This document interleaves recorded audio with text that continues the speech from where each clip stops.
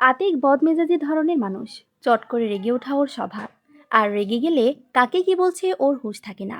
রাগ ঝাড়াটে তখন ওর মুখ্য উদ্দেশ্য হয়ে যায়। আজও সে খানিকটা রেগে আছে, তবে রাগটা প্রকাশের সুযোগ পাচ্ছে না। কারণ আতিকের রাগটা আজ ওর মায়ের ওপর। বলা নেই ক নেই, হুট করে আজ তিনি বললেন, তোর বিয়ে ঠিক করে ফেলেছি।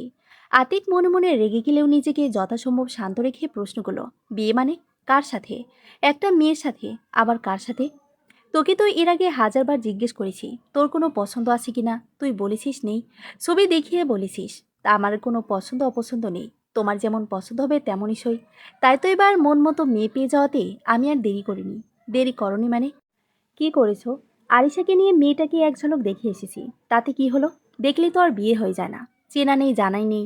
অত কথা আমি বুঝি না। তোকে যথেষ্ট সময় দেওয়া হয়ে গেছে। আর চেনা জানার কথা বলছিস? ওকে আমি ভালো করে চিনি। আমার বান্ধবীর ভাতিজি, সাখাওয়াত ভাইয়ের মেয়ে। বেচারির মানে ওর বাবা মোল্লায়েম হাজিদের সাথে ঘুরে বেড়ায়। বছরে 6 মাস দেশের বাইরে থাকে। মেয়েটা খুবই ভালো রে। একবার দেখবি। দেখে কি হবে? তুমি তো সব ঠিকই করে ফেলেছো। আমার জন্য কি কিছু রেখেছো?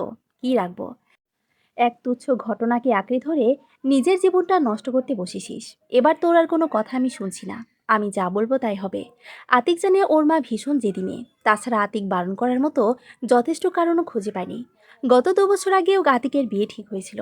আকদের ঠিক আগের দিন মেয়েটা অন্য কারোর সাথে চলে যায়। সেদিন আতিক খুব লজ্জিত ও অপমানিত বোধ করেছিল। এদিকে সে গায়ে হলুদ মেখে বসে আছে, ওদিকে পাত্রী উধাও। আতিক নিজেও মনে মনে অনেকটা এগিয়ে গিয়েছিল। জীবনে প্রথম প্রেম, আবার প্রথম শেখাও। কষ্টটা সাংঘাতিক ছিল। এরপর থেকে আতিক কোনো মেয়ের উপর বিশ্বাস রাখতে পারে না। ওর মনটাও যেন মরে গেছে। কিন্তু ওর মা হাল ছাড়ার পাত্রী নন। তিনি আতিকের বিয়ে দিয়ে ছাড়বেন। আতিক মায়ের সেন্টিমেন্টে আঘাত করতে চায় না। ওর যদি কোনো দুর্বল দিক থেকে থাকে, তো সেটা হলো ওর মা। সেপ্টেম্বরের প্রথম সপ্তাহে অড়ম্বরে ঘরোয়াভাবে তিথির সাথে আতিকের বিয়ে হয়ে গেল। আতিক বিয়ের দিন থেকেই তিথির সাথে তেমন কোনো কথাই বলেনি। কেবল একবার ঘরে ঢোকার পর তিথি সালাম দিলে সে উত্তর দিয়েছে। অতিথিরা চলে যাওয়ার পর তিথি মেকআপ মুছিয়ে অজু করে এসার নামাজ পড়ল। নামাজ শেষে চিন্তিত মুখে বসে রইল। এবারের অনেক কিছু অস্বাভাবিক ঠেকেছে ওর কাছে। শাশুড়ি ছাড়া কেউই তার সাথে তেমন কথা বলছে না। শ্বশুর এক কোণে পত্রিকা নতবা বই নিয়ে পড়ে থাকে। একটা ননদ আছে, সারাক্ষণ মোবাইল হাতে। না নামাজ না পর্দা। এ কোথায় এসে পড়ল তিথি? এমন ঘর তো সে চায়নি। স্বামী সাহেব কথা বলা তো দূর, ভালো করে তাকিয়ে পর্যন্ত দেখেনি। তিথির চোখ ভিজে উঠতে যায় বারে বারে। এই এক স্বভাব ওর কথার আগে চোখে পানি আসে। রাতে আতিক যখন ফিরেছে তিথি জানে না। সে সোফাতেই ঘুমিয়ে গিয়েছিল। অভ্যেস মতো ফজরের আজানের সময় ঘুম ভাঙলে দেখলো আতিক বিছানায় ঘুমিয়ে আছে। সংকোচ হলেও অজু করে সে আতিকে বার কয়েক ডাকলো, এই যে, আপনি নামাজ পড়বেন না? আতিক সাড়া দিল না। তিথি নামাজ পড়ে দেখলো আকাশ এখনো পরিষ্কার হয়নি। সে গ্লাস থেকে অল্প পানি নিয়ে আতিকের মুখে পানির হালকা ছিটা দিল। আতিক ঘুমের মধ্যে চমকে উঠে চোখ মুখ কুচকে তাকিয়ে দেখে একটা হাসিমাখা মুখ তার দিকে তাকিয়ে আছে। আতিক তাকাতেই সালাম দিল। আতিক সালামের জবাব না দিয়ে উঠে বসলো। গরু গম্ভীর কণ্ঠে বলল, পানি মারলি কেন? আমার সাথে ফাজলামো করার অধিকার তোমাকে কে দিয়েছে? তিথি থতমত খেয়ে বলল, ফাজলামি করিনি। স্বামীকে নামাজের জন্য জাগানোর এটাই হাদিসের নিয়ম, তাই। আতিক নিজেকে সামনে নিয়ে চিবিয়ে চিবিয়ে বলল, শোনো, আমার সাথে আলগা খাতিরের চেষ্টা করবে না। তোমাকে বিয়ে করেছি কেবল মার কথা রাখতে। আমার ব্যাপারে অনেক ভাবতে হবে না। স্বামী? হুঁ। ব্যঙ্গে করে তিথির কথার পুনরাবৃত্তি করলো আতিক। তিথির মুখটা কালো হয়ে গেল। আতিক ফের শুতে গিয়ে বলল, আমার রাগ সম্পর্কে তোমার কোনো ধারণা নেই। তুমি নতুন, তাই আজ কিছু বললাম না। আর আমি চাই না এসব কথা মার কানে যাক। বোঝা গেছে? নাও গেস্ট লস্ট ফ্রম হিয়ার। বলে সে উল্টো দিকে ঘুরে শুলো। তিথি ঠায় দাঁড়িয়ে রইল। মিনিট কয়েক পরে হুঁশ ফিরল ওর। চোখের কোণ মুছে সোফাতে ফিরে গেল তিথি। পুরো বিছানা জুড়ে আতিক যেভাবে শুয়ে আছে তাতে ওর শোবার কোনো জায়গা নেই। তাছাড়া যার মনে তিথির জন্য ঠাঁই নেই, তার বিছানা দখল করে লাভ কি? বেলা বাড়লে শাশুড়ির ঘরে গেল তিথি। শ্বশুর সাহেব আন্তরিক ব্যবহার করলেন। শাশুড়ি আতিকের কথা জানতে চাইলে তিথি স্বাভাবিকভাবে উত্তর দিল, এই দুজন মানুষকে এসব বলে ভারাক্রান্ত করে লাভ কি? অশান্তি বাড়বে বই কমবে না। পায়ে পায়ে আরিশার ঘর এলো। আরিশা মোবাইলে কথা বলছে। তিথি কিছুক্ষণ দাঁড়িয়ে থেকে চলে আসবে কিনা ভাবছে, তখনই শুনতে পেল আরিশার কথাগুলো। ভাইয়ার বিয়ে হলো মাত্র 2 দিন হলো। এক্ষুনি আম্মুকে কি করে বলি বলো তো? তাছাড়া আমার পরীক্ষা না শেষ হওয়া পর্যন্ত আম্মু ভাইয়া কেউ বিয়েতে রাজি হবে না। আরে, তুমি বুঝতে চাচ্ছ না কেন? না না, আমি পারবো না। তোমার দাদি অসুস্থ বুঝলাম, তাই বলে? তিথির দিকে চোখ পড়াতে থেমে গেল আরিশা। গম্ভীর স্বরে, পরে কথা বলছি বলে কেটে দিল লাইনটা। ভাবি, তুমি এখানে? কোনো সাড়া না দিয়ে লুকিয়ে কথা শোনা কিন্তু ব্যাড ম্যানার্স। আমি চলে যাচ্ছিলাম। তোমাকে নাস্তার কথা জিজ্ঞেস করতে এসেছি। নাস্তা করবে না? চলো একসাথে নাস্তা করি। ও, থ্যাঙ্কস। আমি পরে করব। তুমি করো গে। তিথির বিয়ে হয়েছে আজ 7 দিন। 7 দিনের 7টা কথাও আতিক তিথির সাথে ঠিকঠাক মতো বলেনি। তিথি জানি না তার দোষটা কি। তার শাশুড়ির সাথে ছোট খালার খুব বন্ধুত্ব। আর মায়ের অবর্তমানে মামা খালারাই ওর সব। তাই নিশ্চয় জেনে বুঝে এটা করেনি। এটা ওর ভাগ্য। তাই সেটাকে নিজের তকদির মনে করে মেনে নিয়েছে। প্রত্যেক ইমানদারকে তার তকদিরের ভালো মন্দে বিশ্বাস রাখতে হবে। এটা জানে তিথি। তাই কষ্ট হলেও এটা তার মেনে নিতে দেরি হয়নি। তবে সে খুব দ্রুতই বাড়ির কাজকর্ম নিজের আয়ত্তে নিয়ে নিয়েছে। তার আন্তরিক আচরণে শাশুড়ি তো মহা খুশি। কিছু মানুষ আছে যাদের মাঝে অল্প সময়ে সবাইকে আপন করে নিতে পারার মতো দুর্লভ গুণ থাকে। তিথি তেমনই একজন। আত্মীয় প্রতিবেশী বাসায় এসে তিথিকে দেখে যায় আর তার কাজের প্রশংসায় পঞ্চমুখ হয়ে ফিরে যায়। যেন মনে হয় তিথি অনেক বছর ধরে এ বাড়িতে আসে। এমনকি আরিশার মতো দাম্ভিক মেয়ে পর্যন্ত তিথির প্রতি অনুরক্ত আর নির্ভরশীল হয়ে উঠেছে। আর উঠবেই বা না কেন? তিথি তো আরিশার আর তারিকের বিষয়টি বাবা মার কাছে উপস্থাপন করে তাদের মনও সম্মতি আদায় করে নিয়েছে। বাকি রইল আতিক। যদিও তিথি এখানে দুর্বল, কারণ আতিক ওকে পাত্তাই দেয় না। সেখানে আরিশার কথা তুলবে কিভাবে তিথি ভেবে পায় না। তবু এক রাতে ঘুমাতে যাবার প্রাক্কালে তিথি বিনয়ের সাথে আরিশার বয়স, বিয়ের উত্তম সময়, ভালো ছেলের সম্ভ্রান্ত পরিবার, আরিশার ভালো লাগা নিয়ে বিভিন্ন প্রসঙ্গ তুলল। অবশেষে প্রথমে আতিকের অনুমতি চেয়ে নিয়েছে বলে আতিক এক ধমকে তাকে থামিয়ে দেয়নি। কেবল থমথমে মুখে বলল, তোমাকে ওকালতি করার জন্য নিযুক্ত করা হয়েছে? ওকালতি বলছেন কেন? আমি আরিশার বোনের মতো, ওর ভাবি। ওর সমস্যাগুলো তো আমাদেরই সমাধান করা উচিত। আমি সব জেনে শুনে যদি নির্লিপ্ত থাকি তাহলে ওর প্রতি অবিচার করা হবে। ও আপনার ছোট বোন। খোঁজখবর নিয়ে বিয়ে করে দিন। এভাবে ছেলেমেয়ের অবাধ বন্ধুত্ব শরীয়ত পরিপন্থী। আর যদি ওর কাঁচা বুদ্ধিতে বন্ধু বান্ধবের প্রয়োজনায় নিজে নিজে বিয়ে করে ফেলে, তখন তো এই পরিবারের সম্মান নষ্ট হবে। জেনে শুনেতে আমরা তা হতে দিতে পারি না। পরে আপনারাই আমাকে বলবেন, তুমি সব জানতে আমাদের জানাওনি কেন? হয়েছে, বুঝেছি। বেশি শরীয়ত বোঝাতে এসো না। ফিতা কাটার মতো একপচে তিথির কথাটা মাঝপথে কেটে দিল আতিক। সে কিছুটা চিন্তিত মনে হলো। আনমনেই বলতে লাগলো, ছেলে কেমন কি? খোঁজ খবর নিতে হবে না? বললেই হয়ে গেল নাকি? তিথি মৃদু হেসে বলল, জি, ঠিকই বলেছেন। একদম বড় ভাইয়ের মতোই কথা বলেছেন। আমার যদি এমন বড় ভাই থাকতো তাহলে খোঁজ না নিয়ে আমাকে আপনাদের ঘাড়ে চাপিয়ে দিত না। আপনিও ভালো থাকতেন, আর আমিও। এতটুকু বলে তিথি দ্রুত সরে গেল সেখান থেকে। তার চোখ ভিজে উঠেছে। সে দেখল না আতিক ওর দিকে অদ্ভুত দৃষ্টিতে তাকিয়েছিল। সে দৃষ্টিতে রাগ না অনুকম্পা ঠিক বোঝা গেল না। অবশেষে পরের মাসে প্রথম সপ্তাহে আরিশার বিয়ের দিন ঠিক হলো। কারণ তারিকের দাদি অসুস্থ। তিনি নাত বইয়ের মুখ দেখতে চান, তাই তড়িঘড়ি করতে হলো। আরিশাকে নিয়ে তিথির শাশুড়ি কেনাকাটা করতে লাগলেন। তিথি একাই দক্ষ হাতে পুরুষ সংসার সামলাতে লাগলো। সাথে আতিকের উগ্র মেজাজও। শ্বশুরকে নিয়ে সমস্যা হয় না তিথির, যত সমস্যা আতিককে নিয়ে। এই তো সেদিন তিথি আতিকে খাবারের সময় পানি দিতে একটু দেরি করেছে। সে কি বিকট ধমক! আতিকের আবার খাবারের শুরুতে 2-1 ঢোক পানি না খেলে হেঁচকি মতো উঠে যায়। সে তিথিকে সরাসরি না ডেকে খালি কাচের গ্লাসটা ধাক্কা মেরে ফেলে দিল মেঝেতে। তিথি বাবার ফোন পেয়ে ঘরে বসে নিভৃতে কথা বলছিল। গ্লাস ভাঙার শব্দে বাবাকে কোনো রকম বিদায় বলে দৌড়ে এসে দেখে আতিক রেগে টমেটোর মতো লাল। হেঁচকি তুলে তিথিকে ধমকে সুবিধে করতে পারছে না আতিক। তবু তিথি দৌড়ে পানি এনে দিল। আড়ালে তার চোখ ভিজে উঠল। সে ভেবে পায় না একটা মানুষ কারণে অকারণে এত রাগ করে কিভাবে। মাথা নিচু করে ভাঙা কাছে টুকরো করে তুলতে লাগলো। একদিন আরিশার শাড়ি কিনতে যাবার দিন মা এক প্রকার জোর করে তিথিকে নিয়ে গেলেন। তিনি জানতেন তিথি বোরকা পরে, তাই ওকে একটা নতুন বোরকা উপহার দিয়ে বললেন, কাল এটা তোমার জন্য কিনেছি।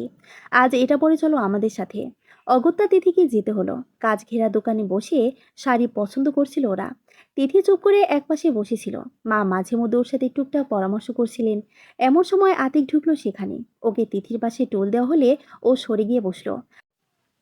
পরে দেখলো মা আরিশা দুজন ওই বোরকাবৃত এটা ওটা জিজ্ঞেস করছেন, আর সেও মাথা নাড়াচ্ছে। তখন বোঝার বাকি থাকলো না যে ওটা তিথি। আতিক হাসি চাপলো ওর বেশভূষা দেখে। এ দেখি বুড়াই হুজুর। পচল দিকে অজান্তে দুবার তাকালো তিথির দিকে। ওকে কেমন যেন অন্যরকম লাগছে, কেমন যেন সম্ভ্রান্ত গোছের। মা আরিশাকে নিয়ে রিকশায় উঠে বললেন, আতিক বিপদে পড়ে গেল, সর্বনাশ। এই হুজুরকে নিয়ে রিকশায় উঠতে হবে। তিথি চুপ করে একপাশে দাঁড়িয়ে আছে। আতিক ভেবেচিন্তে একটা সিএনজি দাঁড় করালো। কর্কশ সুরে তিথিকে উঠতে বলল। সারাটা পথে তিথি কোনো কথা বলল না। আতিক মনে মনে ভাবল, ভারী দিমাগ হয়েছে দেখছি। গ্লাস ভাঙার পর থেকে তিথি ওর সাথে একটু দূরত্ব বজায় রেখে চলছে। তবে আতিকের প্রতিটা প্রয়োজনের দিকে তীক্ষ্ণ দৃষ্টি তার। ব্যাপারটা কিছুটা হলেও আতিককে প্রভাবিত করে। না, সব মেয়ে বোধহয় এরকম না। তবু তিথিকে দেখলেই বিধির কথা মনে পড়ে। বিথি আতিকের জীবনের দুর্ঘটনার নাম। হাই কপাল, নামেও দেখি মিল। আজ আরিশার বিয়ে, বাড়িঘর লোকে গমগম করছে। বিয়ে পড়ানো হয়ে গেলে সবাইকে মিষ্টিমুখ করানো হলো। আতিক নিজেও বেশ ব্যস্ত, তবু ওর চোখজোড়া তিথিকেই খুঁজল। ব্যাপার কি, এ গেল কোথায়? কোথাও বোরকা পরে বসে নেই তো? এরই মধ্যে আরিশার বিদায়ের সময় হয়ে এলো। অনেকেই মাকে বলল, আপনাদের বৌমাকে দেখছি না। মা বলল, আপা, ও ভেতরে। ও তো সবার সামনে আসে না, পর্দা করে তো। মাশাল্লাহ, যাই ভেতরে গিয়ে দেখা করে আসি। আতিক মুখ ফুসকে বলে ফেলল, চলুন, আমি যাচ্ছি। মহিলা হাসি মুখে আতিককে বলেন, কপাল ধুয়ে এমন বউ পেয়েছো বাবা, যেমন রূপ তেমন গুণ। ভেতর ঘরে ঢুকতে গেলে আতিক বাধার মুখে বলল, এখানে ছেলেদের ঢোকা নিষেধ, সব মহিলারাই ভেতরে। আতিক কিছুটা দমে গেল। ও আচ্ছা আন্টি, আপনি যান। আন্টি ভেতরে ঢুকে মুখের উপর দরজা লাগিয়ে দিলেন। আতিকের বিরক্ত লাগছে। তিথিকে এক ঝলক দেখতে এত হ্যাপা পোহাতে হচ্ছে কেন? কি কৌশল ওকে দেখা যায় ভাবতে লাগলো। হঠাৎ গিয়ে মনে করে দরজা নক করলো। এক কিশোরী উকি দিয়ে বলল, ভেতরে বলো, আতিক ভাই পাঞ্জাবি বদলাবে। তিথি ভাবিকে গিয়ে বলো। আচ্ছা, বলে ধুম করে গেট আটকে দিল মেয়েটি। আতিক নিজের ঘরে ঢুকে অনর্থক আলমারি হাতড়াতে লাগলো। আশ্চর্য তো, বুক এরকম ধুকবুক করছে কেন? তিথি কি নতুন কেউ? ধূত ছালা। অজান্তেই খিস্তি বেরিয়ে এলো। ঠিক তখনই দ্রুত পায়ে এক মহিলা ঘরে ঢুকলো। সবুজের ওপর নীল কারুকাজ করা কাঞ্জিভরম শাড়ি পরা আধা হাত ঘোমটা দেওয়া মেয়েটি ঘরে ঢুকে দরজা চাপিয়ে দিল। উফ বলে ঘোমটাটা ফেলে দিলে তার চোখ ঝলসানো অবয়ব আতিকের সামনে আত্মপ্রকাশ করলো যেন।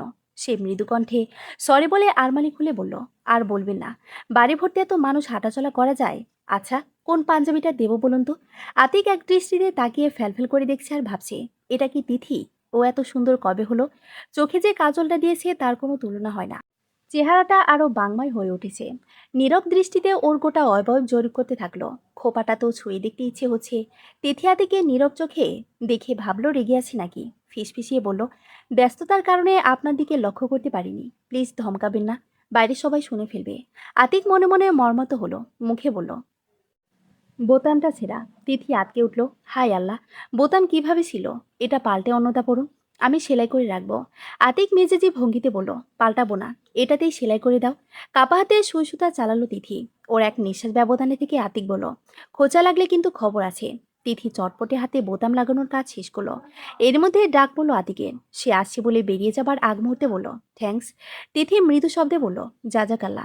আতিক চলে যাবার পর রবের দরবারে দোয়া করলো। তিথি তার স্বামীকে এমনি করে তার অনুরক্ত করে দেবার জন্য। এটা তার প্রতিদিনের দোয়া, যার ফলশ্রুতিতে আতিকে আজ ওর সাথে সহজভাবে কথা বলতে দেখেছে। রবের শুকর আদায় করলো আলহামদুলিল্লাহ আলা কুল্লি হাল বলে। আরিশা চলে যাওয়ার পর থেকে বাড়িটা খালি খালি মনে হতে লাগলো তিথির। আতিক সারাদিন ব্যবসার কাজে প্রচণ্ড ব্যস্ত থাকে।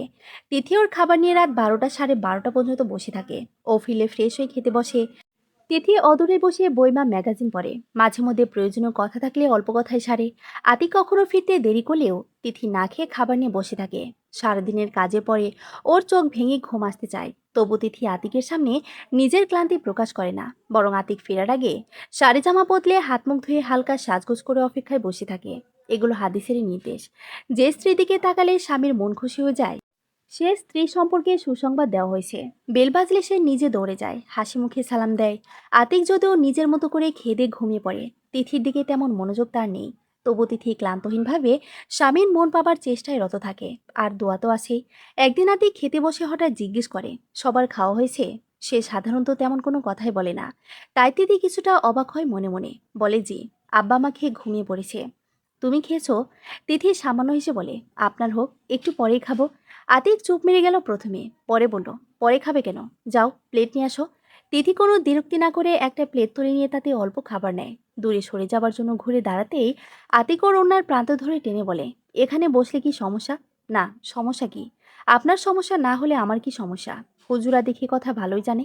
তিথি চুপ করে থাকলো। আতিক ফের বলল, হুজুরা যে এত সাজগোজ জানে এটা তো জানতাম না। হুজুরদের সম্পর্কে আর কি কি জানেন? তিথির মজা লাগতে শুনতে, তবু মুখ নামিয়েই আস্তে করে বলল কথাটা, জানি না, তবে জানতে চাই। ভারী স্বরে বলল আতিক।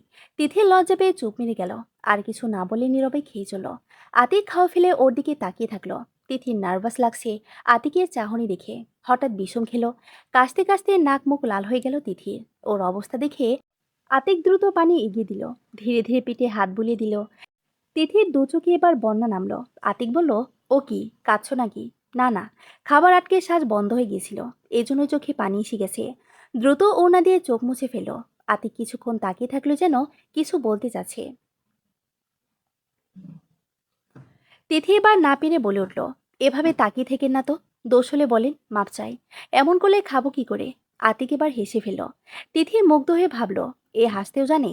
ভাত খাবার পরে এক কাপ চা খাওয়াতে পারবে? জি পারবো। কিন্তু চা খেলে না আপনার ঘুম নষ্ট হয়? আজ খাবেন? কাল তো শুক্রবার, সকালে কাজের চাপ নেই, তাই রাত জাগলেও সমস্যা নেই। তিথি আর প্রশ্ন করার সাহস পেল না। ও। তিথি আর কিছু না বলে প্লেট গোছাতে লাগলো। আতিক ঘরে চলে গেল। কিছুক্ষণ পর তিথি চা নিয়ে ঢুকে দেখলো আতিক ঘরটাকে রজনীগন্ধাতে একরকম সাজিয়ে ফেলেছে। দুটো ফুলদানিতে ফুলগুলো রেখে তাতে পানি ঢেলে দিচ্ছে। ঘরে মৃদু সুগন্ধ পাওয়া যাচ্ছে। তিথির পা দুটো জমে গেল।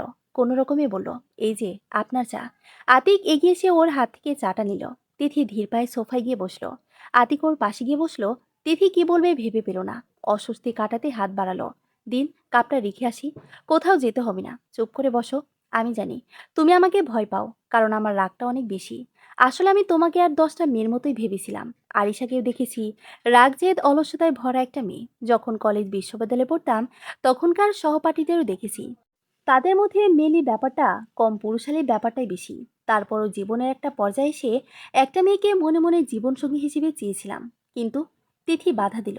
থাক, বাদ দিন ওসব কথা। আতিক মৃদুস্বরে বলল, একটা কথা রাখবে? জি বলুন। সেদিন যে শাড়িটা পরেছিলে, সেটা কষ্ট করে একবার পরবে? তিথি বাগরুদ্ধ হয়ে দাঁড়িয়ে রইল। আতিক হাসলো। কি হলো? অধিক শোকে পাথর হয়ে গেলে নাকি? আমি কি অন্যায় কিছু বলেছি? না, তা না। আতিক ওর হাত দুটো নিজের হাতের মুঠোয় নিয়ে বলল, আমি খুব সরি। তোমাকে ঠিক মতো বুঝতে পারিনি। জীবনে প্রেম কিতা বোঝার আগেই প্রত্যাখ্যানের তীব্র আঘাতে জর্জরিত হয়ে গোটা দুনিয়াকে বিষ নজরে দেখতে শুরু করেছিলাম। তারপর তোমাকে দেখলাম, তুমি অদ্ভুত একটা মেয়ে। আমার প্রতি তোমার নীড়ের দায়িত্ববোধ, আমাকে প্রতি মুহূর্তে সন্তুষ্ট করতে চাওয়া, আমার ভালো লাগা মন্দ লাগাগুলোতে এত গুরুত্ব দিয়ে তুমি আমাকে ভীষণভাবে দুর্বল করে ফেলেছ। এখন মনে হচ্ছে তোমাকে ছাড়া এক মুহূর্ত চলবে না আমার। তিথি কি বলবে ভেবে পেল না। ওর দোয়া যে এত রঙিন হয়ে বাস্তবায়ন হবে, তা সে স্বপ্নেও ভাবেনি। কেবল ভেবেছে আতিক একদিন সহজ হবে। কিন্তু এই যে দেখি গোলেমো। তিথি কিছু বুঝে ওঠার আগেই হঠাৎ এক ঝটকায় আতিক ওকে কোলে তুলে নিল। তিথি কোনো রকমে উচ্চারণ করলো, আরে পড়ে যাব তো। পড়ে যেতে দিলে তো। আচ্ছা নামান, শাড়িটা পরে আছি। আরে ধুর, লাগবে না। দ্রুত হাতে রুটি সেকে প্লেটে সাফ করছে তিথি। আতিক খেতে খেতে পত্রিকায় চোখ বুলাচ্ছে। তিথি চা দিলে আনমনে খেতে গিয়ে মুখ পুড়িয়ে ফেল। আহ বলে চিৎকার করে উঠলে তিথি দৌড়ে এলো। ইস, একটু ধীরে খাবেন না? আরে, শেভ করতে হবে, দেরি হয়ে যাবে না। কিসের শেভ? আপনাকে দাড়িতেই চমৎকার দেখাই, শেভ করেন না প্লিজ। আমাকে হুজুর বানানোর মতলব? না, হুজুর না হলে হুজুরনির সাথে একদম মানাবে না যে। এদিকে আসো, গম্ভীর স্বরে বলল আতিক। আমার কাজ আছে, বলে তিথি হেসে এড়িয়ে যেতে চাইল। স্বামীর আদেশ অমান্য করছো কিন্তু। তিথি কিছু বলার আগেই সব শব্দে কলিং বেল বেজে উঠল। তিথি ভেতরে সরে গেল। আতিক দরজা খুলল। আরিশা ঝড়ের বেগে ঘরে ঢুকলো। হাতের ব্যাগটা সোফায় ছুঁড়ে মারল। ওর চোখগুলো লাল আর ভেজা। আতিক অবাক হয়ে তাকিয়ে রইল বোনের দিকে। তিথি ছুটে এলো। মাও শব্দ শুনে বেরিয়ে আসলো। মা এসে ওর কাঁধে হাত রেখে নরম সুরে বললেন, কি হয়েছে রে মা, এই সাত সকালে এভাবে? আরিশা কাঁদতে কাঁদতে উত্তেজিত স্বরে বলল, আমি আর যাব না, একদম যাব না। আমাকে তোমরা যেতে বলবে না, বলে দিলাম। যাবি না মানে? নিজে পছন্দ করেই তো বিয়ে করেছিস, এখন এইসব কথা কেন? আতিক রেগে গেল। তিথি ওর কাঁধে হাত দিয়ে থামতে বলল। শাশুড়ি মাকে বলল, আম্মা, আরিশা এইমাত্র এলো, ও আগে শান্ত হোক। এখন কিছু জিজ্ঞেস না করে ওকে আগে একটু স্থির হতে দিন। আতিকের দিকে তাকিয়ে বলল, আপনি কাজে যান, প্রয়োজনে আপনাকে ফোন দেব। ওকে একটু সময় দিন। ফোন দিলে একটু সময় করে পারলে এসেন। আতিক কিছু না বলেই চলে গেল। তিথি এসে আরিশার হাত ধরলো, সব শুনবো। আগে তুমি হাত মুখ ধুয়ে নাও, আমিও নাস্তা খাইনি, দুজনে একসাথে খাবো চলো। না, আমি খাবো না, তোমরা খাও। ছি আপু, মাথা গরম করো না তো। আরিশাকে এক হাতে জড়িয়ে ধরলো তিথি। আমার মনে হচ্ছে কোথাও ভুল হচ্ছে। এভাবে মাথা গরম করাটা কেন বুদ্ধিমানের কাজ না। যে আমাকে মূল্যায়ন করতে জানে না, তার ঘরে আমি থাকবো কেন? আরিশা অভিমান হতো স্বরে বলল, আচ্ছা তুমি এসো তো প্লিজ, আগে ফ্রেশ হও, সব শুনলো। ওই দেখো মা কাঁদতে শুরু করেছে। অগত্যা আরিশাকে উঠতে হলো। বাবা মার ঘরে খাটের উপর বসে আছে আরিশা। বাবা বোকার মতো মেয়ের দিকে তাকিয়ে আছেন, হয়তো কথা খুঁজে পাচ্ছি না কি বলবেন। মা ডুকরে কেঁদে উঠলেন, তুই কি কোথাও একটু মানিয়ে নিতে পারবি না? এত অল্প জেদ করলে কি সংসার চলবে? সংসার এখনো ভালো মতো শুরু করলি না, এখন এসব বলছিস? বাকি দিন কি করবি? মা তিথির দিকে তাকালেন। তিথি, ওর একটু বুঝা মা, আমি বাচ্চা মেয়ে না মা, পড়ালেখা শিখেছি, মূর্খ না। আমাকে বোঝানোর কি আছে? আমি কি বুঝি না? ওখানে আমাকে সবসময় ডমিনেট করা হবে, আমার চাওয়া পাওয়াগুলোকে পায়ের নিচে পিষে ফেলবে, আর আমি মুখ বুজে তা সহ্য করব? তিথি চুপ করে আছে। উঠে এসে আরিশার হাত ধরে বলল, আরে চলো আমার ঘরে চলো। আব্বা, আপনি বিশ্রাম নিন, চিন্তা করেন না, সব ঠিক হয়ে যাবে ইনশাল্লাহ। আরিশা আগের তুলনায় কিছুটা শান্ত। সুবোধ বালিকার মতো তিথির সাথে আতিকের রুমে এলো। তিথিও গিয়ে বিছানায় বসিয়ে দিয়ে বলল, আরাম করে বসো। আচ্ছা, তুমি যে হঠাৎ চলে এলে তারিক ভাই জানি? আরিশা চোখ মুছে বলল, জানবে না কেন? ওই তো বললো দরজা খোলা আছে, যেতে পারো। বলতে গিয়ে ফুপিয়ে কেঁদে উঠল। ও আমাকে মোটেও ভালোবাসে না, আমারই ভুল ছিল, ওকে বিশ্বাস করেছি। তিথি দীর্ঘশ্বাস ফেলে বলল, বিশ্বাস নষ্ট করার মতো কিছু করেছে সে? ওর কাছে ওর ফ্যামিলি বড়, ওর দাদি বড়, আমি কে? আমি কেউ না। আমার জীবনের সুন্দর সময়গুলো অবহেলায় নষ্ট করেছে। বিয়ের আগেও আমার জন্য পাগল ছিল, আর এই 2 মাসের মধ্যেই ওর আমার প্রতি অবহেলা আমাকে শেষ করে দিয়েছে ভাবি, বলে উচ্চস্বরে কেঁদে উঠল আরিশা। এ সময় ফোন বাজলো। তিথি ধরল, আসসালামু আলাইকুম। ওপাশ থেকে আতিক সালামের উত্তর দিয়ে বলল, আরিশা কি বলে, কি করছে ও? এ তো এখানেই আছে, আমরা কথা বলছি, আপনি কাজ ছেড়ে আসুন। আমাদের আরিশা বুদ্ধিমতী মেয়ে, ওকে নিয়ে ভাববেন না, তুমি একটু বোঝাও তো ওকে। জি। ফোন রেখে তিথি আরিশার সামনে বসে ধীরে ধীরে বলল, শোনো আরিশা, তারিক ভাইকে বিয়ের আগে শুধু তোমার ঘনিষ্ঠ একজন বন্ধু হিসেবে পেয়েছো, কিন্তু এখন উনি তোমার বন্ধুর পাশাপাশি তোমার স্বামী, তোমার অভিভাবকও। সে যেমন তোমার স্বামী, তেমনি অন্য কারো ছেলে, কারো ভাই, কারো নাতি, কারো ভাতিজা ভাগিনা। একইভাবে তুমি এতদিন শুধুই কারো কন্যা ও বোন ছিলে, বিয়ের পর থেকেই তুমি হয়ে গেছো কারো বৌমা, কারো চাচি মামি, এমনকি দাদি নানিও। সম্পর্কের দাবি অনেক বড় আপু, এটাকে অগ্রাহ্য করা যায় না, করা উচিতও না। তারিক ভাইকে তার সম্পর্কের দাবি মেটাতে তুমি তো সাহায্য করবে। তোমার সাথে তারিক ভাইয়ের সম্পর্কটাই এমন, তুমি তার অর্ধাঙ্গিনী, মানে তুমি তার হাত পা চোখ কান। কখনো সম্পর্কের প্রয়োজনে তোমাকে নিজের কিছু স্বার্থ ত্যাগ করতে হবে, সেটাও নিঃস্বার্থে, কারণ তাতে তোমার প্রতি তারিক ভাইয়ের আস্থা আরও বাড়বে। সব বুঝলাম, তাই বলে ও আমাদের হানিমুন ট্রিপ বাতিল করে দেবে আমার সাথে কোনো রকম পরামর্শ না করে? আমার কতদিনের শখ ছিল গ্র্যান্ড সুলতানে। কান্নার দমকে আরিশার কথা আটকে গেল। এই সময়টা কি আর ফিরে পাবো? বোকামে। দুজনের মাঝে ভাব থাকলে সবগুলো সময় রঙিন হয়ে ধরা দেয়, ভাব না থাকলে সারা জীবন একসাথে এক ঘরে অশান্তির আগুন জ্বলে। শোনো, স্বামীকে যদি একেবারে নিজের করে পেতে চাও, তাহলে তার সব কিছুকে আপন করে নাও, সে এমনিতেই ধরা দেবে। মাথা ঠান্ডা করে ভাবো, নিজের পায়ে কোড়াল মেরো না আরিশা। গ্র্যান্ড সুলতান তো আরও পালিয়ে যাচ্ছে না, পরে গেলে সমস্যা কি? বরং এখন ধরো, ওনাকে চাপ দিয়ে নিয়ে গেলে কিন্তু ওনার মনের ভেতর ওনার দাদি বসে থাকবে। তোমাদের দুজনের মাঝখানে দাদি থাকলে কি সময়টা সুন্দর কাটবে, যেমনটা তুমি আশা করো? বেলবাজার শব্দে দুজনেই সচকিত হলো। তিথি বেরিয়ে যাবার আগ মুহূর্তে আরিশার নাকটা তর্জনীয় মধ্যমা দিয়ে চেপে মৃদু ঝাঁকি দিয়ে বলল, আরে শোনো, কাউকে গোলাম বানাতে হলে আগে তার বাদী হওয়া লাগে। অমনি আতিক ঘরে ঢুকলো। তিথি ঘুরে দাঁড়িয়ে আতিকের মুখোমুখি হলো। আতিক ওর দিকে একবার কটমটি দৃষ্টিতে তাকিয়ে পরে ভেতরে ঢুকে গেল। আরিশা ভাইকে দেখে একটু নড়েচড়ে বসলো। আতিক ওর পাশে গিয়ে বসে বলল, খেয়েছিস? খেয়েছি। আতিক কিছুক্ষণ চুপ করে বসে রইল, তারপর বলল, আমি কি তারিকের সাথে কথা বলবো? না, আগে দেখি না ও সারাদিনে ফোন দেয় নাকি। ঠিক আছে, কিন্তু তোর এভাবে কাউকে না বলে চলে আসাটা ঠিক হয়নি। হাজার হোক তুই ও বাড়ির বউ, বউদেরকে মন থাকতে নেই। আমি তোর সাথে তর্ক করতে চাচ্ছি না, তুই অপেক্ষা করতে চাচ্ছিস, অপেক্ষা কর। আতিক উঠে বলল। তখনই তিথি ঘরে ঢুকে বলল, আপনি চা খাবেন না অন্য কিছু? আতিক ওর দিকে তাকিয়ে বলল, অন্য কিছু কি? না মানে শরবত বা? কথার মাঝখানে আতিক না শুধু চা বলে ঘরের বাইরে চলে গেলে তিথিও পিছু পিছু গেল। আতিক সোজা বাবা মার ঘরে গিয়ে ঢুকলো। মা চিন্তিত মুখে শুয়ে আছে। আতিককে দেখে উঠে বসলো। আরিশার কথা শুনেছিস? ওই সব ছেলে মানুষের সংসার জীবনে অশান্তি ডেকে আনবে মা। এ সময় তিথি নাস্তা নিয়ে ঢুকলো। মা ছেলের হাতে চা তুলে দিল। তিথির হাত থেকে চা নিতে গিয়ে দেখলো ওর কবজির কাছে লাল হয়ে আছে। আতিক চমকে গিয়ে জিজ্ঞেস করলো, হাতে কি হয়েছে? তিথি লজ্জিত স্বরে বলল, আরে ওই একটু তেলের ছিটে লেগেছিল, তাড়াহুড়ো করতে গিয়ে। বাকি কথাটা আর শেষ করলো না তিথি। আতিক কিছু বলতে গিয়ে নিজেকে সামনে নিল। মার দিকে তাকিয়ে বলল, আরিশা তারিককে ফোন করতে বারণ করছে, ও চায় তারিক নিজে থেকে ফোন করুক।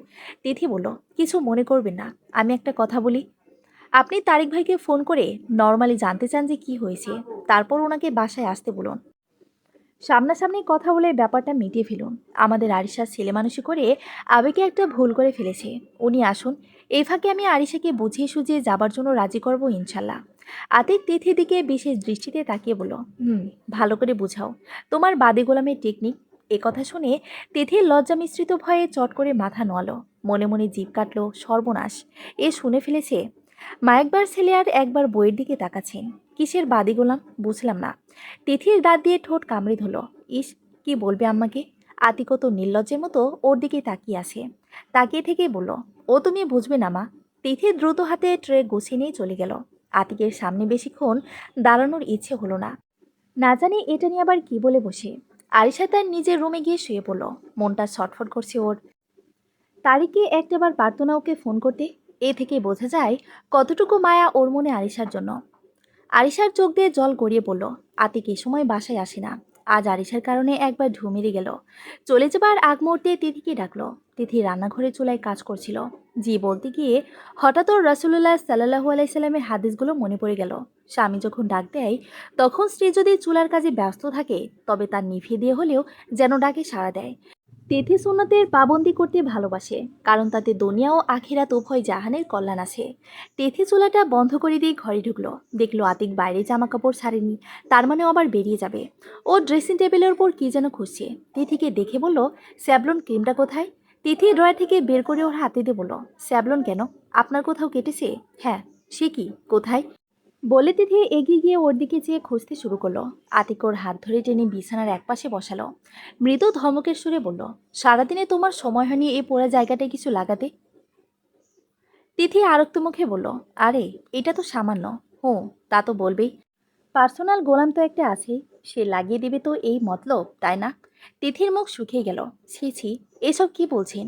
আপনাকে আমি কখনোই ওসব ভাবি না, বরং আমি তো আপনার। তিথি দিকে না তাকিয়ে পরম যত্নে ওর হাতে ক্রিম মাখাতে মাখাতে আতিক বলে চলল, কিন্তু আমি যে শুনলাম কাউকে গোলাম বানাতে গেলে নাকি তাকে আগে বাদী হওয়া লাগে। তিথি ধরা পড়া গলায় বলল, আমি আসলে বোঝাতে চেয়েছিলাম, মানে আমি এটা মিন করিনি। আতিক আচমকা ওর হাত তুলে তাতে পড়ে ডাক্তার চারপাশে কয়েকটা চুমু খেয়ে বলল, এই গোলাম খেদমত করতে প্রস্তুত। বলুন, আর কি খেদমত লাগবে? তিথি ভীষণ লজ্জিত হয়ে হাত ছাড়িয়ে নিল। প্লিজ, এভাবে বলে আমাকে গুণাগার করবেন না। আতিকর হাত ফের টেনে ধরে হালকা স্বরে বলল, কাজ আছে, নইলে আরো ভালো করে খেদমত করার ইচ্ছে ছিল। তিথি দুহাতে মুখ ঢাকলো। আতিকর কপালে ঠোঁট ছুঁয়ে উঠে বলল, আল্লাহ হাফিজ বলে তিথি মুখ থেকে হাত সরিয়ে পিছন থেকে বলল, এই, আসরের নামাজটা মসজিদ থেকে পড়েছেন কিন্তু। সন্ধ্যের পরপর তারিখ এলো।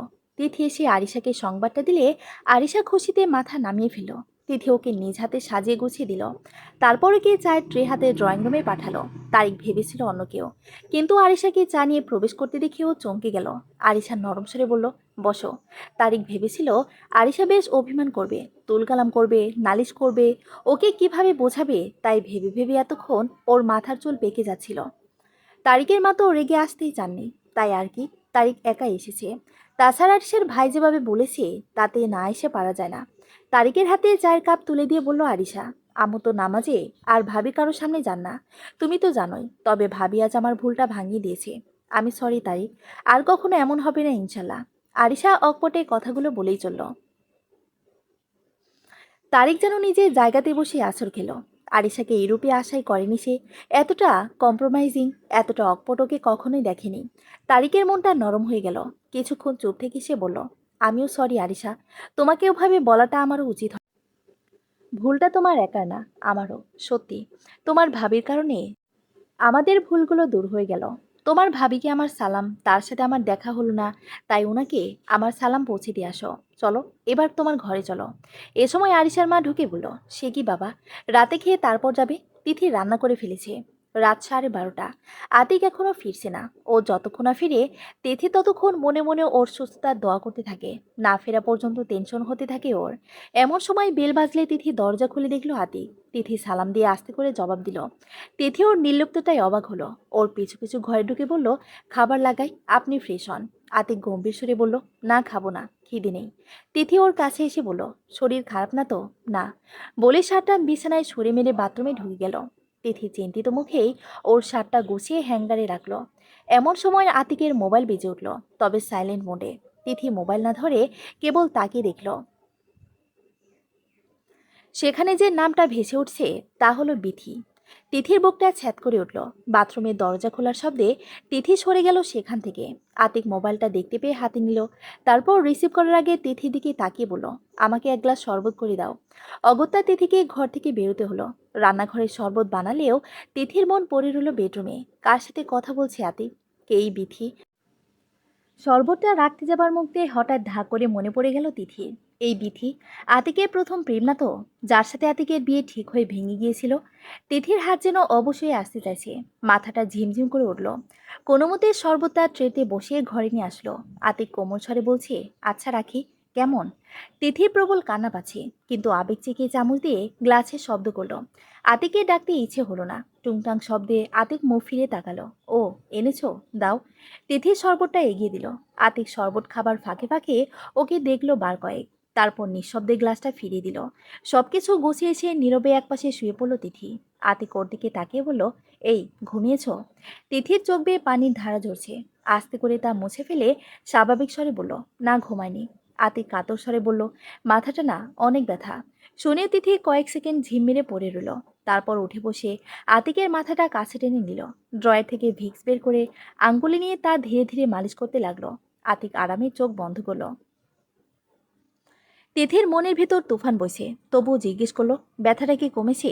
কেন, ঘুম পাচ্ছে বুঝি? হুম। আচ্ছা যাও, তুমি কি আমাকে কিছু জিজ্ঞেস করতে চাও? তিথি সরতে গিয়ে থমকে গেল। বলল, জিজ্ঞেস করতে চায় না, কেবল কিছু বলতে চাই, বলো। আতিক তাকালো। তিথি বুক ভাঙা দীর্ঘশ্বাস ফেলে বলল, আপনি তার সাথে এরকম সম্পর্ক না রেখে প্রয়োজনে বিয়ে করে ফেলুন। এভাবে সম্পর্ক রাখা যে না, যা হারাম। আতিক ঝট করে উঠে বসলো। সম্পর্ক? কার সাথে? কি বোঝাতে চাও তুমি? তিথির কণ্ঠ রুদ্ধ হয়ে গেল। ইসলামে এটার অনুমতি আছে। দ্বিতীয় বিয়ে করতে আপনার আমার অনুমতি নেবার দরকার নেই। জেনা করে জাহান্নামে যাবার চেয়ে বিয়ে করে হালাল পথে থাকুন। আমি আপনাকে নিয়ে জান্নাতে যেতে চাই, আর আপনাকে জাহান্নাম থেকে দূরে রাখতে চাই। আতিকের ক্রোধ জেগে উঠল যেন। অজান্তে প্রচণ্ড চর বসিয়ে দিল তিথির গালে। তিথির গালে 4 আঙ্গুলের ছাপ স্পষ্ট হয়ে উঠল সাথে সাথে। তিথি সহ্য করতে না পেরে ঝরঝর করে কেঁদে ফেলল মাথা নিচু করে।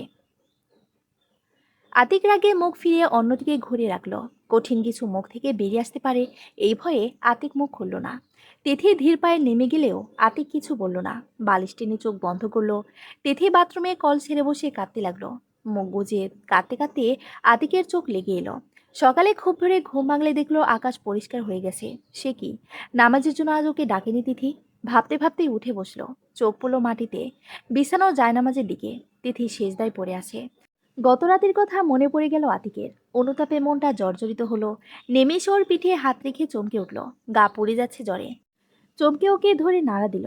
ডাকলো বার কয়েক। তারপর আস্তে করে তুললে বুঝতে পারলো তিথি সংজ্ঞানহীন হয়ে গেছে। দ্রুত ওকে পাজাগুলো করে বিছানায় শুয়ে দিল আতিক। কাপড় খুঁজে জলপটি দিল। জ্বরের ওষুধ এনে পানি দিয়ে তিথিকে আচ্ছা করে ধরে খাইয়ে দিল। বারবার ওর গায়ে হাত দিয়ে দেখলো জ্বর নেমেছে কিনা। কাপড় ভিজে ওর গা স্পঞ্জন করলো ভালোভাবে। তারপর দেখলো উত্তাপ অনেকটাই কমে এসেছে। ওর মুখের উপর ঝুঁকে নাম ধরে ডাকলো আতিক। টেনে চোখটা তুলে আতিকে দেখে দুহাত বাড়িয়ে ওর গলা জড়িয়ে ধরে কেঁদে ফেল তিথি। দুর্বল স্বরে বলল, আমাকে মাফ করে দিন। আতিক কোনো কথা না বলে ওর কপালে চুমু দিয়ে বলল, একটু ঘুমাও তুমি। বেলা বাড়লে তিথিকে না দেখেই মা এলেন ঘরে। ওর জ্বর দেখে আটকে উঠলেন তিনি। ব্যতিব্যস্ত হয়ে ডাক্তারের কাছে নিতে বললেন। তিথি বলল, লাগবে না, মা এমনি সেরে যাবে। তবুও বিকেলে আতিককে ডাক্তারের কাছে নিয়ে গেলে উনি বললেন, আশা করি সমস্যা নেই। তবু চারিদিকে ডেঙ্গুর প্রকোপ, আর কিছু রেগুলার চেক আপ, কটা টেস্ট করে ফেলুন। আতিক সেগুলোই সবগুলো টেস্ট করে ফেল জরুরি ভিত্তিতে। পরের দিন সন্ধ্যায় সে রিপোর্ট পেল। তার জন্য সে মানসিকভাবে একেবারে প্রস্তুত ছিল না।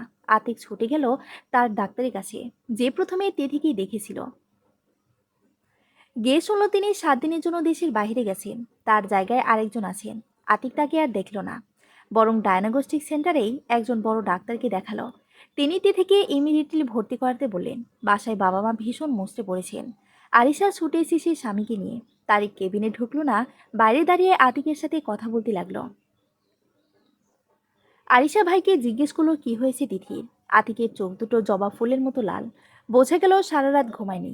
কোনো মতো বলল, ক্যান্সার, লাস্ট স্টেজ। আরিশা পড়ে যাচ্ছিল। ওকে দ্রুত তারিখ ধরে ফেলল। আতিকের বাবা মা দুজনেই কাছেন। আমাদের সুখের ঘরে কার নজর লাগলো গো, বলে আতিকের মা কেঁদে উঠছেন। রাতে সবাই সরে গেলে তিথি আতিককে কাছে ডাকলো। ফিসফিসিয়ে বলল, আমার পিছনে সময় দিতে যেয়ে নামাজ কাজা করবে না যেন। আতিকের চোখ লাল, কিন্তু পানি নেই। প্রবল চেষ্টায় সে নিজেকে সামলে রেখেছে। তিথি আবার বলল, আচ্ছা, সবাই তো আপসেট কেন? আমার কি খারাপ কিছু হয়েছে? আতিক জবাব দিল না, মাথা নাড়ল না বলে। তিথি বলেই চলল, আপনি আমাকে খুব ভালোবাসেন, অথচ আমি না বুঝে আপনাকে কষ্ট দিলাম। খসখসে গলায় আতিক বলল, ওসব কথা থাক। তিথি বলল, অভয় দিলে একটা কথা বলি। আতিক চুপ করে চেয়ে রইল। তিথি বলল, আমার কিছু হলে ভালো দিনদার মেয়ে দেখে বিয়ে করে নেবেন। আতিক বলল, তোমার কিছু হলে আমি যে কয়টা মন চাই বিয়ে করি তোমার, তাতে কি? তুমি তো আর দেখতে আসছো না। বলে আতিকের চোখ বেয়ে পানির ধারা নামলো। তিথি বলল, আপনার কষ্ট দেখতে ভালো লাগছে না। একটা কথা শুনুন, তাহাজ্জুদে আপনার সব দুঃখ কষ্ট আল্লাহর দরবারে নিবেদন করুন, শান্তি পাবেন। মহান আল্লাহ হলেন সব সমস্যার সমাধানকারী। করব। তুমি ঘুমাও। তিথি চোখ বন্ধ করলো। বিগত কয়েকটি দিন আতিকের দিন কাটছে হাসপাতালে, আর রাত কাটছে তাহাজ্জুদের পাটিতে। জায়নামাজ ভিজে যাচ্ছে ওর সেজদায়। তার একটাই আকুলতা, মহান ক্ষমতাধর রবের কাছে, আমার উপর রহম করো মাবুদ, রহম করো। আতিকের চোখে নিচে স্পষ্ট কালি, তবু তিথির যত্নে তার ত্রুটি নেই। তিথিকে সে আজও সুপ খাইয়ে দিচ্ছিল। এমন সময় নার্স জানালো ডাক্তার ডাকছেন। আতিক আরিশার হাতে বাটি ধরিয়ে দিয়ে ডাক্তারের চেম্বার এলো। আতিক সালাম দিয়ে প্রবেশ করলে ডাক্তার ওকে দেখে চমকে বললেন, কি ব্যাপার রুগী, আপনি না আপনার ওয়াইফ? আতিক কান্নার মতো করে হাসলো। ডাক্তার বললেন, সরি, একটা জরুরি কনফারেন্সে দেশের বাইরে যেতে হয়েছিল। রিপোর্টগুলো নিয়ে আসুন তো। জি, সাথে এনেছি। ডাক্তার ভ্রুকুচকে বার কয়েক দেখলেন রিপোর্টগুলো। ক্ষোভে বলে উঠলেন, যে ভয়টা করেছিলাম আখেরে তাই হলো। বলে তিনি বেলের উপর যেন আছড়ে পড়লেন। ডান হাত সমানে বেল চাপলেন। ঔপর্যপরি বেলের শব্দে নার্স পিয়ন সব দৌড়ে এলো। ডাক্তার প্রচণ্ড রেগে আছেন বোঝা গেল। অযথায় নার্সকে কষে এক ধমক দিলেন, তোমরা কেন? রকিবুল কই?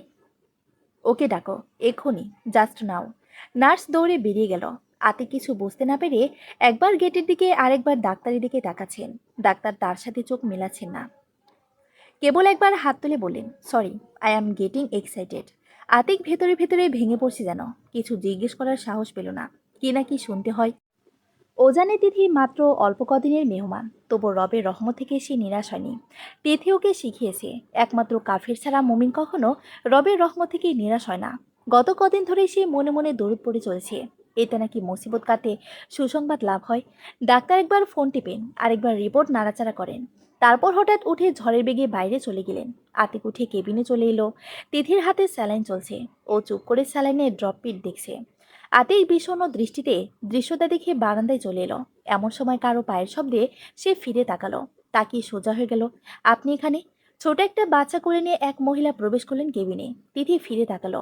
মহিলা সালাম দিলে আতিক তিথির কাছে গিয়ে দাঁড়ালো। ওর মাথায় হাত রেখে দেখলো জ্বর আছে কিনা। তারপর আগন্তুক মহিলাকে প্রশ্ন করলো, আপনি এদিকের খবর জানলেন কি করে? তিথি প্রশ্নবোধক দৃষ্টিতে আতিকের দিকে তাকালে আতিক বলল, পরিচয় করিয়ে দে, ইনি হলেন বিথি। তিথি উঠে বসার চেষ্টা করলে বিথি বাধা দিল, না না, ওঠার দরকার নেই। তিথি বলল, কেমন আছেন? জি, আল্লাহর রহমতে ভালো আছি। আপনার স্বামী আতিক ভাইয়ের কারণে অনেক বড় বিপদ থেকে বেঁচে গেছি। তিথি কোনো কথা বলল না। আতিক দুহাত পকেটে পুরে চুপ করে গম্ভীর মুখে দাঁড়িয়ে রইল। বিথি বলেই চলল, আমি জানি না আপনি আমাকে জানেন কিনা, আমি পছন্দ করে পালিয়ে বিয়ে করি বলে আমার কারণে আতিক ভাইকে একদিন অনেক অপদস্থ হতে হয়েছে। আমি আমার বাবা মাকেও কষ্ট দিয়েছি। খারাপ কাজের ফল খারাপই হয়। স্বামীকে হারিয়েছি। শ্বশুর বাড়ি থেকে চলে এসেছি। বাচ্চার বাবার কিছু টাকা ছিল, সেগুলো তুলতে পারছিলাম না। নিজের অসহায় কবরদক্ষিণ অবস্থা। হঠাৎ আতিক ভাইয়ের কথা মনে পড়ল। তার বন্ধু উকিল জানতাম, তাই আতিক ভাইকে ফোন করে সাহায্য চাই। পরিচিত তেমন কেউ ছিল না যে তার সাহায্য নেব। আতিক ভাই সব শুনে তার বন্ধুকে দিয়ে আমার বাচ্চার টাকাগুলো কোর্টের মাধ্যমে তুলে দিলেন। আরও অনেক সাহায্য করলেন। আতিক ভাইয়ের উকিল বন্ধুই জানালো যে আপনি খুব অসুস্থ, তাই দেখা করতে আসাটা আমি দায়িত্ব মনে করলাম। তিথি বলল, জাজাকাল্লাহ, আপনি কষ্ট করে এসেছেন, ভালো লাগলো। আপনি ভাববেন না, আপনার যা যা সাহায্য লাগে ওকে বলবেন। কিছুক্ষণ পর বিথি বিদায় নিল। তিথি আতিকের দিকে তাকালো। আতিক মুচকে আসলো। কিছু বলবে? তিথির লাজুক মুখে মলিন হাসলো। পরে বলবো, যদি সুযোগ পাই। এমন সময় নার্স ঢুকলো। আপনাকে স্যার ডাকে। আতিক উঠে দাঁড়াতেই আরিশা, আম্মার আর তারিক ঢুকলো।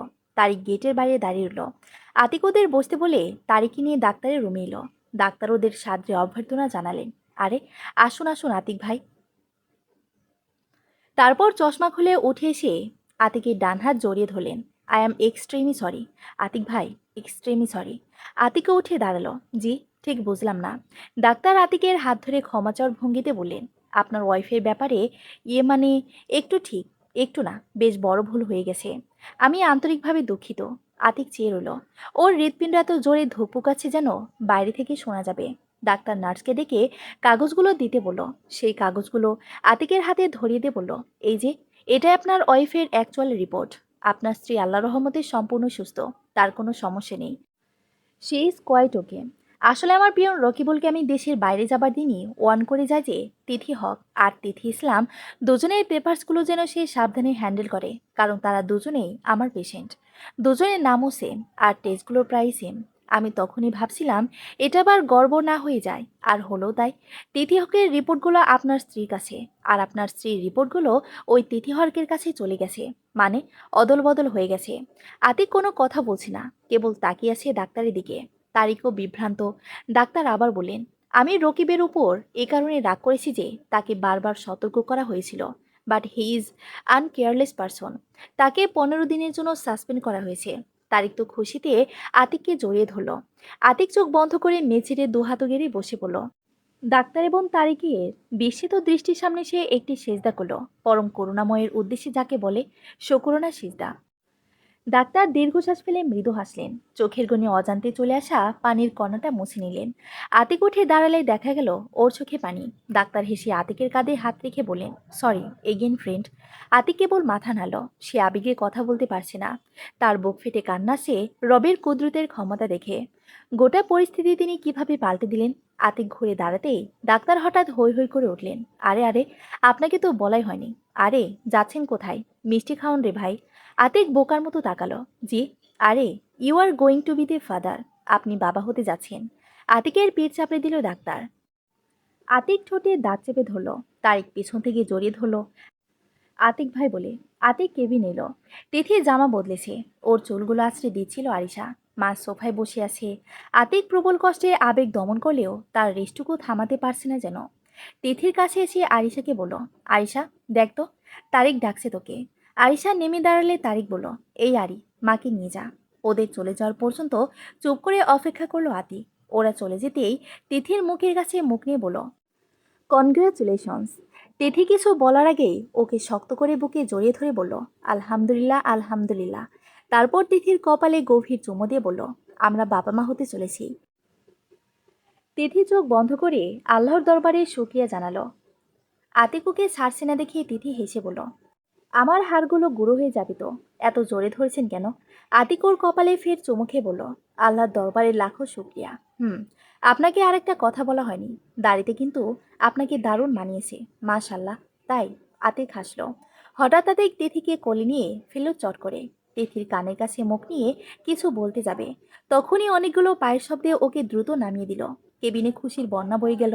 আরিশা আতিকের মুখে মিষ্টি দিতে গেলে আতিক বাধা দিল, দিস না, আমি রোজা। তিথি পরম ভালোবাসায় ওর দিকে তাকালো। আতিকও তাকালো। চোখাচোখি হলে আতিক এক চোখ টিপল ওর দিকে তাকিয়ে। তিথি মুখ নামিয়ে নিল। রাতে ওরা সবাই বাসায় ফিরল। তিথিকে ডিসচার্জ দেওয়া হয়েছে। তারিক বাসায় ফিরে ঘোষণা দিল, আজ খাবার বাইরে থেকে আনা হবে, নো রান্না। সবাই খেয়ে দিয়ে আরিশার বাড়ি ফিরতে প্রায় 12টা বেজে গেল। যাবার সময় তিথির হাত ধরে বলল, যাই ভাবি, খুব ভয় পাইয়ে দিয়েছিলে। তারিক খুব মন খারাপ করে বলল, যার জন্য আমার জীবনে আজ এত আনন্দ, সে এত অসুস্থ, অথচ কিছু করতে পারছি না। ও দোয়া করতো তোমার জন্য, যেন ওর আপন বোন অসুস্থ। সত্যি ভাবি, তুমি যদি আমাকে পথ না দেখাতে, আজ দুজন দুদিকে ছিটকে পড়তাম। আমার প্রতি তারিক খুব খুশি জানো। ও নামাজ ধরেছে, আমাকে আবায়া কিনে দিয়েছে। তিথি আল্লাহর শুকর করলো, বলল, ধৈর্যের সে মিষ্টি কোনো ফল নেই। তুমি ধৈর্য ধরতে শিখে গেছো, আর সবসময় আল্লাহর উপর ভরসা রাখবে। ঠিক বলেছো ভাবি। মনের মিল থাকলে ছোট ঘরেও জান্নাত, আর মিল না থাকলে আলিশান ঘরেও জাহান্নাম। আমরা বোকার মতো দেশ বিদেশে আনন্দ খুঁজে বেড়াই, আসল আনন্দ আমাদের মাঝে রয়েছে। প্রতিটি ছোট ছোট কাজেই তো পাওয়া যায়। একদম ঠিক। আরিশা বিদায় নিল। মা বাবা ক্লান্ত হয়ে শুতে গেল। সবার ওপর দিয়ে ঝড় বয়ে গেছে। তিথি ঘরে এসে দেখলো ঘরটাকে তাজা গোলাপ দিয়ে সাজানো হয়েছে। টেবিলে একতোড়া গোলাপ, এয়ার ফ্রেশনারের মিষ্টি গন্ধে ঘরটা মমো করছে। আতিকুকে ডাকলো, এসো। তিথি পা বাড়াতেই আতিকুকে কোলে তুলে নিল। তিথি লজ্জা পেয়ে বলল, আরে কি করেন, খালি কোলে তুলে ফেলেন। কদিন পর তো আর তোমাকে নিতে পারবো না। তোমার ভাগিদার যে আসে। তিথির লজ্জায় ওর কাঁধে মুখ লুকালো। তিথি দেখলো নতুন বেড কভার টান টান করে বিছানো হয়েছে, তাতে গোলাপের পাপড়ি ছিটানো হয়েছে। তিথি অবাক হলো। আতিক বলল, এসব আরিশা তারিক ওরা করেছে। তিথিকে আস্তে করে নামিয়ে দিয়ে আতিক ড্রয়ার থেকে একটা শাড়ি বার করলো। তিথি কাঞ্জিভরমটা চিনতে পারল। লজ্জায় লাল হয়ে বলল, এটা বার করেছেন কেন? আতিক সেন দৃষ্টিতে তাকিয়ে বলল, আজ আপনাকে আমি নিজ হাতে সাজাবো। না না, ওহো, আজ কোনো ট্যাফু চলবে না। আতিক তিথির দিকে তাকিয়ে রমণীমোহন হাসি দিল। তিথি আরক্ত মুখে বলল, আমি পানি খাবো। আতিক ফ্রিজ থেকে ঠান্ডা পানি বের করে দিয়ে বলল, নিন গোলাম, আপনার খেদমতে হাজির। তিথি ওর বুকে মৃদু কিল দিয়ে বলল, বাদিও হাজির। আতিকুকে জড়িয়ে ধরে ওর মাথার উপর থুতনি রেখে বলল, রাব্বুল আলামিন আমাদের দুঃখকে মহানন্দে পরিণত করে দিয়েছে। একটু খারাপ লাগছে তাদের জন্য। এই রিপোর্টটা মূলত যাদের, হ্যাঁ, ওদের জন্য আমাদের দোয়া করা উচিত। তিথি বলল। কিছুক্ষণ পর তিথি বলল, আচ্ছা, আপনি আমাকে ক্ষমা করেছেন তো? আপনি আমার উপর সন্তুষ্ট তো? আতিক কৃত্রিম গাভীর জনিয়ে বলল, সন্তুষ্ট করার চেষ্টা করো, দেখি সন্তুষ্ট হতে পারি কিনা। তিথির লজ্জায় লাল হলো। বাইরে বাতাসের বেগ বাড়ছে, আর গাছের পাতাগুলো যেন হেসে অন্যের গায়ে আছড়ে পড়ছে। সমাপ্ত।